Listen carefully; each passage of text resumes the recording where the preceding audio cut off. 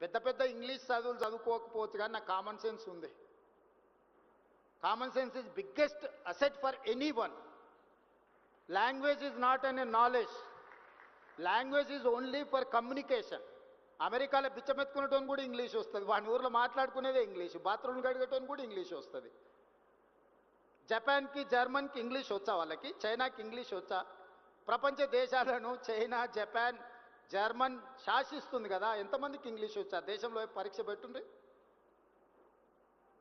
తెలివితేటలకు చిత్తశుద్ధికి భాషకు సంబంధం లేదు. భాష వచ్చిన వాళ్ళందరూ విమానాలు నడుపుతలేరు, భాష వచ్చిన వాళ్ళందరూ రాకెట్లు తయారు చేస్తలేరు. భాష వచ్చిన వాళ్ళు బట్టల షాప్లో బట్టలు అమ్ముతారు, బాత్రూమ్లు కడిగేటోళ్ళు కూడా ఉన్నారు భాష వచ్చిన వాళ్ళు. అదేం పెద్ద విద్య అని నేను అనుకోవడం లేదు. మంచిదే ఒక అడిషనల్ క్వాలిఫికేషన్. కొందరికి సాంస్క్రిట్ వచ్చు, కొందరికి జర్మన్ వచ్చు, కొందరికి అదర్ లాంగ్వేజ్, అడిషనల్ క్వాలిఫికేషన్ అది. I do appreciate.